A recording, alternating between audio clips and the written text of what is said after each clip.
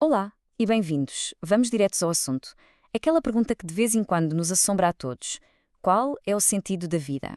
Pois é, hoje vamos explorar uma perspectiva que, em vez de nos dar uma resposta daquelas muito complicadas, talvez nos ofereça algo bem mais valioso, um pouco de paz de espírito. É a grande questão, não é verdade? Aquela que nos mói a cabeça às vezes em silêncio, outras vezes aos gritos. Por que é que estamos aqui? Qual é o grande plano por detrás disto tudo? Para que é que nascemos, afinal? E se a resposta que tanto procuramos simplesmente não existir? O material que estamos a analisar hoje lança uma ideia bastante radical. É de que a própria pergunta, por que nascemos, já nos mete no caminho errado desde o início. É quase como uma armadilha para o nosso pensamento. E esta perspectiva vira tudo do avesso. Olhem bem para esta citação. Não nascemos por uma razão. Simplesmente procuramos uma razão por que nascemos. Quer dizer, a nossa existência vem primeiro. É o ponto de partida. A busca por um propósito, isso vem depois. É uma consequência de já estarmos aqui e não a causa de termos aparecido. Ok, então, se isto é verdade, leva-nos a uma conclusão que pode ser um bocadinho assustadora para algumas pessoas. A de que a nossa existência é, no fundo, um acidente, um acaso. Mas, calma, como vamos ver, aceitar este acaso pode ser, na verdade, a coisa mais libertadora de sempre. Parem um segundo para pensar nisto. Ninguém escolheu nascer. Ninguém escolheu esta época, este sítio, esta família. Somos simplesmente um produto do acaso. Fomos, por assim dizer, lançados para a existência, sem um manual de instruções ou um destino já traçado.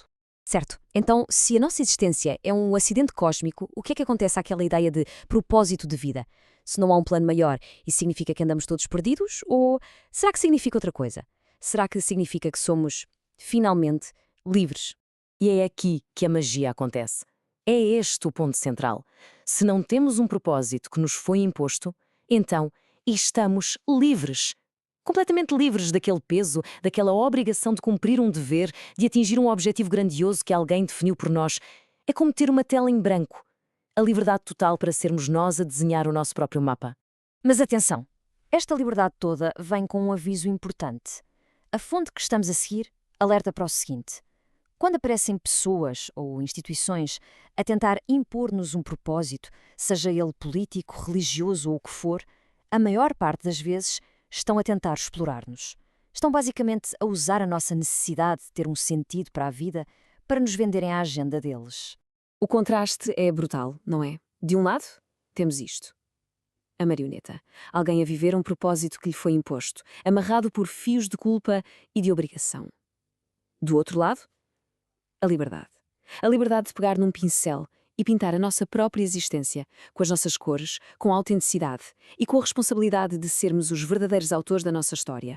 Então a pergunta muda. Deixa de ser para que é que vivemos e passa a ser como é que vivemos. E a próxima ideia, bem, esta redefine completamente a nossa realidade. Diz-nos que não vale a pena andarmos à procura de salvação noutro lugar qualquer, porque o céu está aqui e é agora. Esqueçam lá essa ideia de um paraíso depois da morte ou um inferno para nos castigar. Nesta maneira de ver as coisas, céu e inferno não são sítios para onde vamos, são estados de ser. São coisas que nós criamos, todos os dias. O céu é quando vivemos em harmonia, é o cuidado, a partilha. E o inferno? Bem, o inferno é o conflito, é a dor que infligimos a nós e aos outros. Aqui mesmo, neste preciso momento. Ok, preparem-se porque este gráfico pode ser um choque. A fonte sugere que a vida se divide mais ou menos assim: 70% de sofrimento, 20% de paz e apenas uns míseros 10% de alegria. Eu sei, parece deprimente, mas antes de entrarmos em pânico, a chave não é tentar eliminar o sofrimento, é perceber o papel fundamental que ele tem. A lógica é esta, e faz todo o sentido. Sem sofrimento não há prazer. Pensem no exemplo que é dado, a fome. A fome dói, é um desconforto, certo? Mas é precisamente essa dor que faz com que o ato de comer seja um prazer tão grande. Um não existe sem o outro. O sofrimento, no fundo, é o que dá valor, é o que torna aqueles 10% de alegria tão, mas tão preciosos.